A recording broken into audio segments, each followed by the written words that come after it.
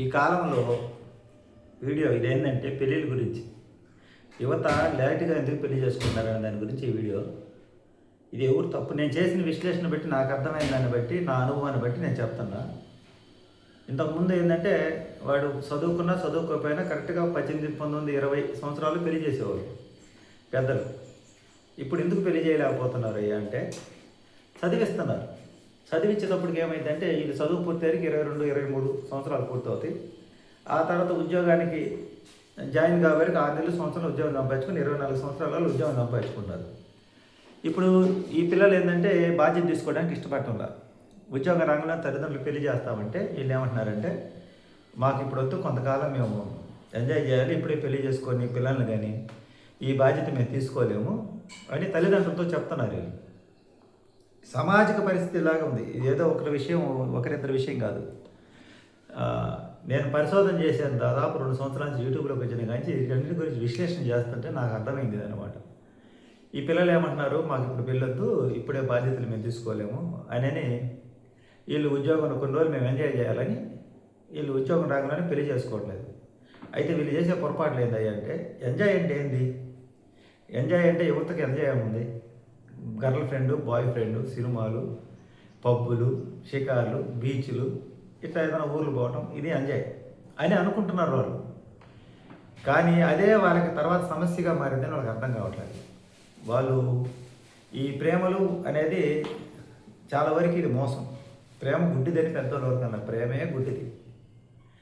ఇప్పుడు వీళ్ళు ఏం చేస్తారు, వీళ్ళు సిన్సియర్గా లవ్ చేస్తారు.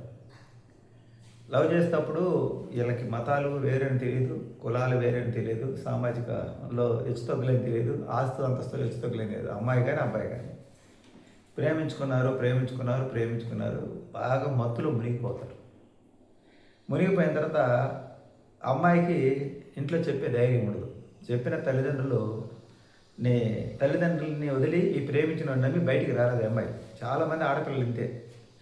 ఈ అబ్బాయిలు ఏమనుకుంటారంటే వాళ్ళ అమ్మా నాన్న కన్నా కూడా మేమే ఎక్కువ, మేము ఇంట్లో తల్లిదండ్రులు లెక్క చేయకుండా మేము చెప్పగలిగాం కదా. ఇంట్లో అబ్బాయిలు చెబుతారు అమ్మా నాన్నకి, నేను పలానా అమ్మాయిని ప్రేమించాను, నేను ఆ అమ్మాయిని పెళ్లి చేసుకుంటాను, నాకు ఆ అమ్మాయి అంటే ఇష్టం, ఆ అమ్మాయికి ఇన్ని చెప్పేశాను అబ్బాయిలు చెప్తారు. కానీ అబ్బాయిలు ఇంట్లో చెప్పగలరు కానీ ధైర్యంగా, ఎందుకంటే వీడు మగవాడు కాబట్టి. కానీ అమ్మాయిలు తల్లిదండ్రులకి ధైర్యంగా చెప్పలేరు. ఒకవేళ చెప్పినా తల్లిదండ్రులు మాకు నీకు సంబంధం లేదు, నమ్మి మాకు ఇంకా సంబంధం లేదు వెళ్ళిపో అని అంటే గడప దాటి అడిగేయడానికి ఆడపిల్లలు 100కి 95%, ఒక 5% ఏం చేస్తారు జాబ్స్ ఏమైనా ఉంటే, 95% అమ్మాయిలు ఆలోచనలో పడతారు. తల్లిదండ్రులు, కుటుంబ పరువు, అన్నదమ్ముల పరువు, బంధువులు రేపు బయటికి వెళ్తే వీడిని నమ్ముకొని ఏదైనా తేడా అయితే నా పరిస్థితి ఏంది, నుయ్యో పోయో చూసుకోవాలి. వీడిదేముంది, వీడు వదిలేసి మళ్ళీ ఇంకొక అమ్మాయిని చేసుకుని వెళ్ళిపోతాడు కోరికలు తీరంగానే. నా పరిస్థితి ఏంటంటే ఆప్షన్లో పడింది. అయితే ఇంత ఆలోచన ఉన్న అబ్బాయిని వెంటనే ప్రేమిస్తుందంటే అది వయసు ప్రభావం, అది ఒక ఆకర్షణ, అది ఒక వయసు ప్రభావం. అంటే జనరల్గా మనం ఏం చేస్తున్నామంటే ఒక వయసు రాగానే నాకు గర్ల్ ఫ్రెండ్ ఉంటే బాగుండు, నాకు ఒక బాయ్ ఫ్రెండ్ ఉంటే బాగుండు అని సినిమాలో చూపించిన వాటిని చూసి నిజ జీవితంలో అలా ఉండాలనుకుంటారు. కానీ అది సినిమా జనాలకి ఆకర్షించడానికి, జనాలకి ఉత్సాహపరచడానికి, సినిమాని రప్పించడానికి అలా వారు సినిమాల్లో పెడతారు. అది చూసి నిజ జీవితంలో కూడా ఎలా చేయాలనుకుంటారు, సినిమాని నిజ జీవితం అనుకుంటారు. ఇది ఈ పిల్లకాయల్లో వచ్చినటువంటి మెయిన్ ప్రాబ్లం. కొంతమంది ఏంటంటే ఒక 2-3 సంవత్సరాలు ఇలా అయిన తర్వాత కొంచెం అనుభవం అయ్యి ఇది రాంగు, మనం దెబ్బతింటాం, తల్లిదండ్రులు చెప్పిన మాట వినకపోతే అని చెప్పి పెద్దలు చెప్పిన మాటని పెళ్లి చేసుకుంటారు అమ్మాయి. అప్పుడు ఈ అబ్బాయి ఏమవుతాడంటే వీడు ఉద్యోగం వదిలేసి దేవదాసు అవుతాడు.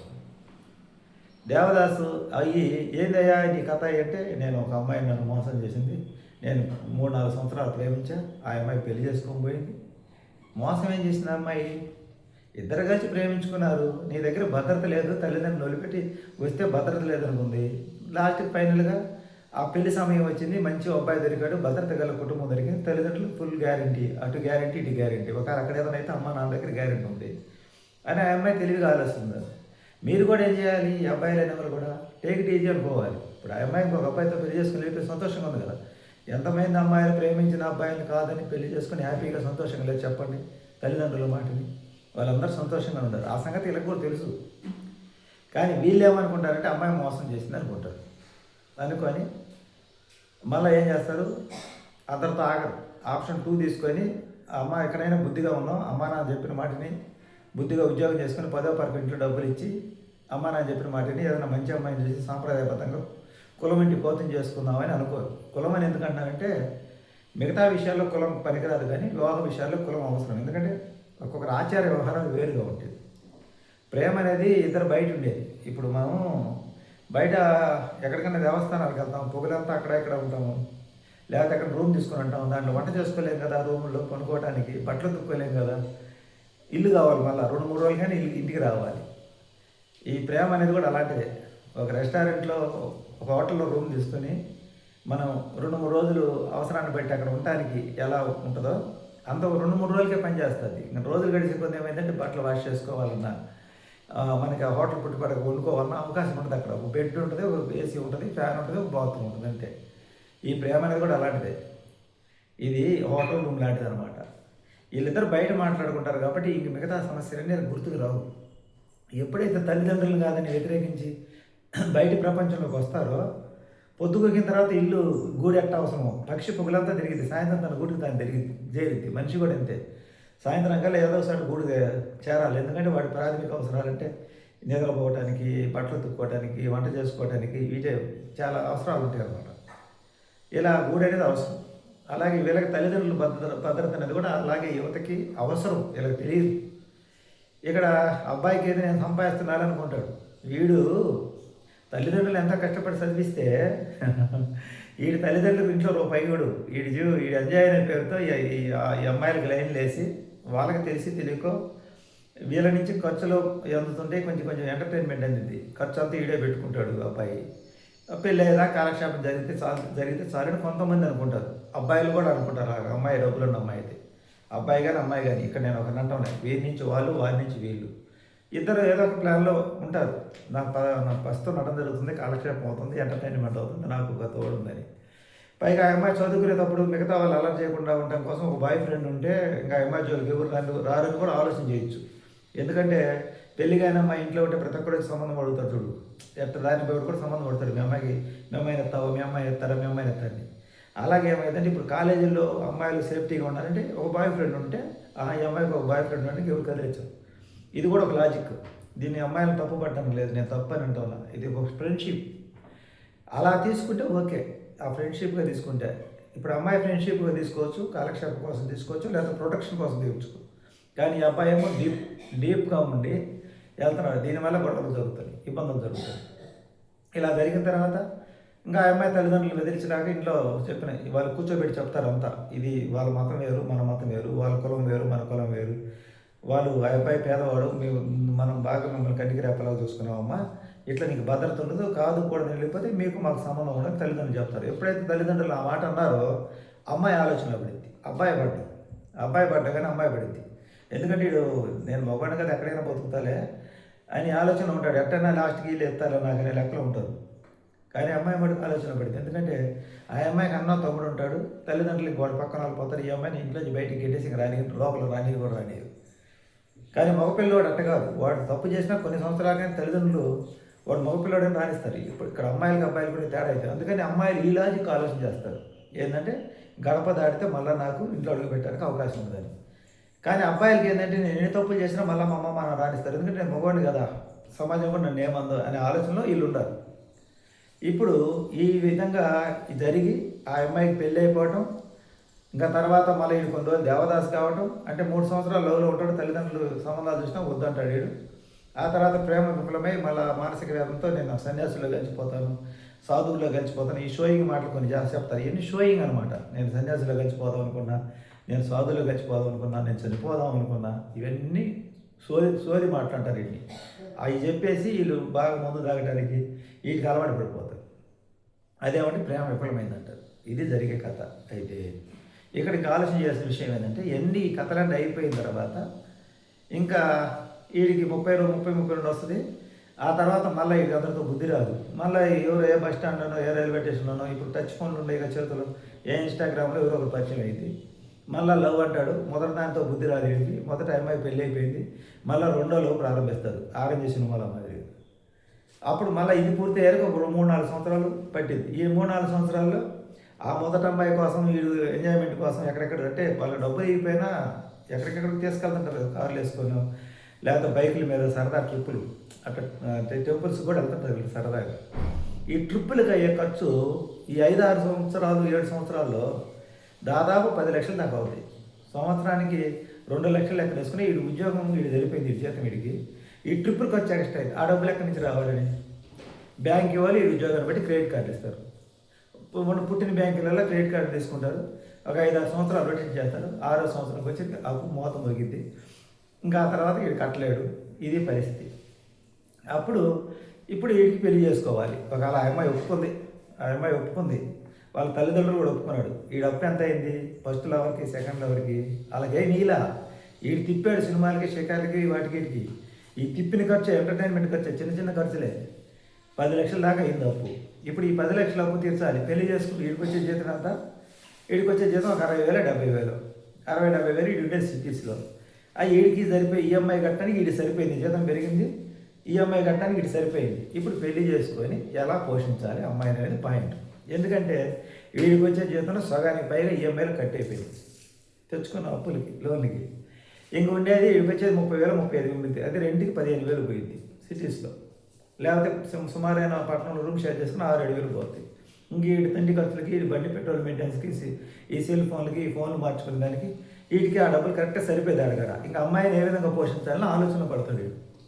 అప్పుడు వీడింటికి పోయి నేను ఒక అమ్మాయిని ప్రేమించాను, అమ్మాయిని పెళ్లి చేసుకుంటాను నాన్నగారు అంటాడు.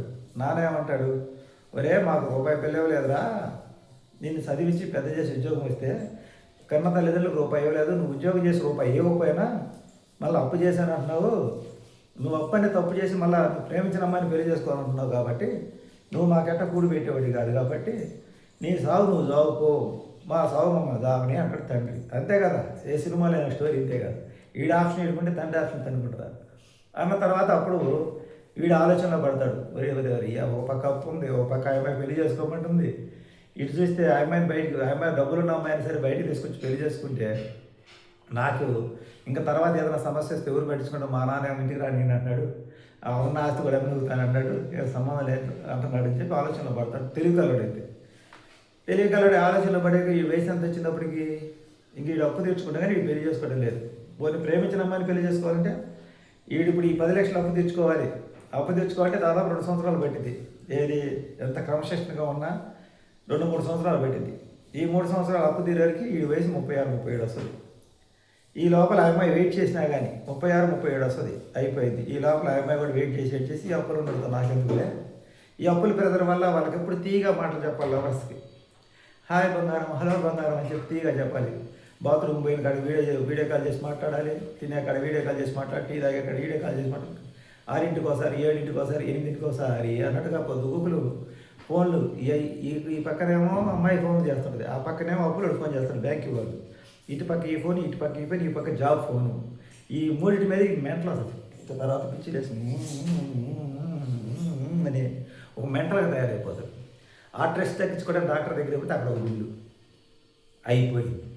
ఈ కథ అంతా అయిపోయిన తర్వాత ఏం జరిగింది ఆ ఫైనల్గా అంటే, పెళ్లి చేసుకున్న సమస్య లేదు, 6 నెలలు సంవత్సరాలు విడాకులు తీసుకోవాల్సి వస్తుంది. ఎందుకంటే అప్పులు ఎక్కువై పెళ్ళాం పోడికి, తల్లిదండ్రుల పోడికి, అప్పులోడి పోడికి, ఉద్యోగుల పోడికి మెంటలు వచ్చేసి కోపం వచ్చి ఒక దెబ్బ కొడుతుంది. పెళ్ళికి ముందు నన్ను బంగారం బుజ్జి అని చూసుకున్నావే, ఇప్పుడు నన్ను కొడతావా, మా నాన్న అమ్మ వదిలేసినట్టు నువ్వు ఈ పని చేస్తావు అని చెప్పి మమ్మీ డాడీ నా తప్పైతే క్షమించి ఇలాగా కానీ ఫోన్ చేసుకున్నా, పెళ్లి చేసుకున్నాను, వీడి వల్ల నా జీవితం నాశనం అయింది, నన్ను క్షమించండి అని ఏడిస్తే బిడ్డ కాబట్టి వాళ్ళు తీసుకోకపోతే నాకు చెప్పు తీసుకున్నారు విడాకులు అయిపోతాయి.